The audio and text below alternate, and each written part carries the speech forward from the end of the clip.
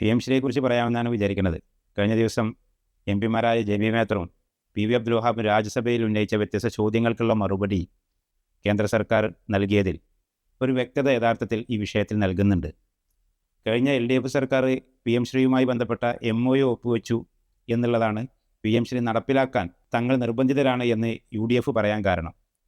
MOU എന്താണ് എന്നുള്ളതിൻ്റെ വിശദാംശങ്ങൾ അതിലേക്കിപ്പോൾ പ്രവേശിക്കുന്നില്ല. ഏതൊരു മനുഷ്യനും അറിയാവുന്ന ഒരു കാര്യമാണ്, ഒരു പൊതുധാരണയുള്ള ആളുകൾക്ക് അറിയാവുന്ന ഒരു കാര്യമാണ്. ധാരണാപത്രം എന്നുള്ളത് അഗ്രിമെൻ്റ് അല്ല. ആ ധാരണാപത്രത്തിൽ നിന്ന് ഏത് സമയവും ഏതൊരു കക്ഷിക്കും പിന്മാറാവുന്നതാണ്. അതാണിപ്പോൾ കേന്ദ്ര സർക്കാർ രാജ്യസഭയിൽ പി.വി. അബ്ദുൽ വഹാബിനോട് പറഞ്ഞത്. ഇത് പിന്മാറാൻ പറ്റാത്ത പ്രശ്നമൊന്നുമില്ല, സംസ്ഥാനങ്ങൾക്ക് വേണമെങ്കിൽ പിന്മാറാം, അതിന് തടസ്സമൊന്നുമില്ല.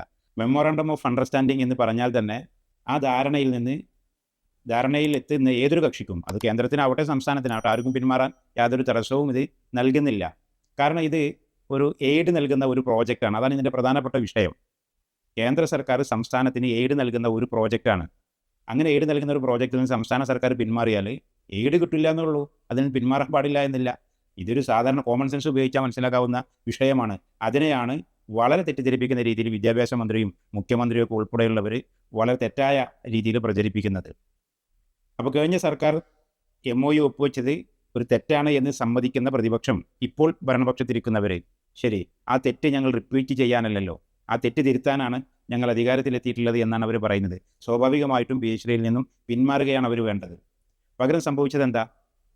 ഈ വിവാദമുണ്ടായപ്പോൾ പി എം ശ്രീയുമായി മുന്നോട്ട് പോകും എന്നുള്ള UDFൻ്റെ നയം മുഖ്യമന്ത്രി വ്യക്തമാക്കിയപ്പോൾ പൊതുരംഗത്ത് മുസ്ലിം സംഘടനകളിൽ നിന്നും മതേതര സമൂഹത്തിൽ നിന്നും വിമർശനം ഉന്നയിച്ചപ്പോൾ ഉയർന്നു വന്നപ്പോൾ എന്താണ് സർക്കാർ ചെയ്തത്? ഒരു സമിതിയെ, മന്ത്രിസഭാ ഉപസമിതിയെ നിയമിച്ചു. ഇപ്പോൾ ഏത് ചോദ്യങ്ങൾക്ക് ഉത്തരം പറയുന്നത് എന്താ? മന്ത്രിസഭാ ഉപസമിതിയുടെ റിപ്പോർട്ട് വരട്ടെ, മന്ത്രിസഭാ ഉപസമിതിയുടെ പരിശോധനയുടെ വിശദാംശങ്ങൾ വരട്ടെ എന്നാണ് എല്ലാ മന്ത്രിമാരും സർക്കാരുമായി ബന്ധപ്പെട്ടവരൊക്കെ ഒരേ സ്വരത്തിൽ പറയുന്നത്. എന്തിനാണ് മന്ത്രിസഭാ ഉപസമിതിയെ വെച്ചിട്ടുള്ളത്? ഞാൻ ഈ മന്ത്രിസഭാ ഉപസമിതിയുടെ ടേംസ് ഓഫ് റെഫറൻസ് പരിശോധിച്ചു. അതിൽ പറയുന്നത് പി എം ശ്രീ കേരളത്തിൽ നടപ്പാക്കേണ്ടേ എന്നല്ല അതിൻ്റെ ടേംസ് ഓഫ് റെഫറൻസ്.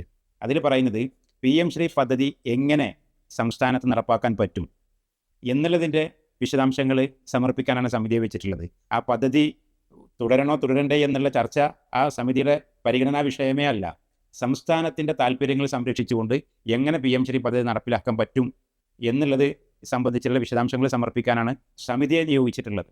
അപ്പോൾ ഇതിന് സമിതിയുടെ റിപ്പോർട്ട് വരട്ടെ, എന്നിട്ട് വേണം പി എം ശ്രീ നടക്കുമോ ഇല്ലേ എന്നുള്ളത് തീരുമാനിക്കാൻ എന്ന് പറയുന്നത് എന്തിൻ്റെ അടിസ്ഥാനത്തിലാണ്? ഇത് ആളുകളെ പറ്റിക്കുന്ന ഒരു പരിപാടിയായിട്ടാണ് എനിക്ക് തോന്നുന്നത്. ആളുകളെ മണ്ടന്മാരാക്കുന്ന ഒരു പരിപാടിയായിട്ടാണ് എനിക്ക് തോന്നുന്നത്. അപ്പോൾ ഞാൻ പറഞ്ഞു വന്നത്, പി എം ശ്രീ പദ്ധതിയിൽ നിന്നും സംസ്ഥാന സർക്കാരിന് പിന്മാറാം. കഴിഞ്ഞ ദിവസം രാജ്യസഭയിൽ കേന്ദ്ര സർക്കാർ തന്നെ വ്യക്തമാക്കിയിട്ടുള്ളത്, ഇത് സംസ്ഥാനങ്ങൾക്ക് പിന്മാറിയാൽ ഇതുമായി ബന്ധപ്പെട്ട ഫണ്ട് ലഭിക്കില്ല എന്നേ ഉള്ളൂ.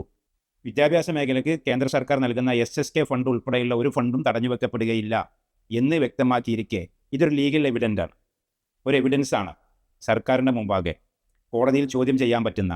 ഇത് കേന്ദ്ര സർക്കാർ തരുന്ന ഒരു അഷ്യൂറല്ലേ?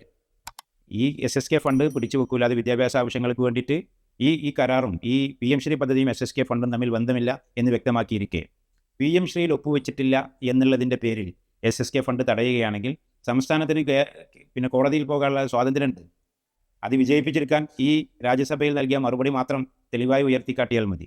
അപ്പോൾ ഇതാണ് പശ്ചാത്തലം എന്നിരിക്കെ എന്തുകൊണ്ടാണ് പി എം ശ്രീയുമായി മുന്നോട്ട് പോകുമെന്ന്, അത് മുൻ സർക്കാർ ഒപ്പിട്ട കരാറാണ്, മുൻ സർക്കാർ ഒപ്പിട്ട കരാർ നിരന്തരം ആവർത്തിച്ച് പി എം ശ്രീയുമായി മുന്നോട്ട് പോകുമെന്ന് മുഖ്യമന്ത്രിയും വിദ്യാഭ്യാസ മന്ത്രിയും ഒക്കെ പറയുന്നത് എന്തുകൊണ്ടാണ്? ഇത് സംഘപരിവാറിൻ്റെ അജണ്ടയെ യാതൊരു ഉളുപ്പുമില്ലാതെ നടപ്പിലാക്കാൻ തങ്ങൾ പ്രതിജ്ഞാബദ്ധരാണ് എന്ന് UDF അസന്നിഗ്ധമായി പ്രഖ്യാപിക്കുകയാണ്. ഇത് ഗൗരവതരമാണ്. ഇത് UDFൻ്റെ സംഘപരിവാർ വിധേയത്വം ശരിയോ തെറ്റോ എന്നുള്ളതിനപ്പുറത്ത് ഇത് നമ്മൾ പുലർത്തിപ്പോരുന്ന, നമ്മുടെ നാട്, നമ്മുടെ സംസ്ഥാനം പുലർത്തിപ്പോരുന്ന മതനിരപേക്ഷ പാരമ്പര്യത്തിനെതിരായ വെല്ലുവിളിയാണത്. സംഘപരിവാറിന് വിധേയപ്പെടാത്ത ഒരു സാമൂഹിക സാംസ്കാരിക പരിസരം നമ്മുടെ കേരളത്തിലുണ്ട്. അതിന് ഏത് വിധേനയും കീഴ്പ്പെടുത്താനുള്ള RSSൻ്റെ ശ്രമത്തിന് UDF സർക്കാർ കയ്യൊപ്പ് ചാർത്തുകയാണ് ചെയ്യുന്നത്. ഈ അപകടം തിരിച്ചറിയേണ്ടതുണ്ട്. പി എം ശ്രീയിൽ നിന്നും ഇനി ഏതാനും മാസങ്ങളേ ഉള്ളൂ ആ പദ്ധതി. ഇനിയിപ്പോൾ ഇത് മുന്നോട്ട് പോയാൽ തന്നെ, സ്കൂളുകളുടെ ലിസ്റ്റൊക്കെ സമർപ്പിച്ചാൽ തന്നെ 6 or 7 മാസത്തേക്കുള്ള ഫണ്ട്, അഥവാ ഒരു അക്കാദമിക വർഷത്തേക്കുള്ള ഏതാനും ചില കാശ് മാത്രമാണ് നമുക്ക് ലഭിക്കുക. അത് തന്നെ 40% സംസ്ഥാനം വഹിക്കണം, 60% കേന്ദ്രം തരിക.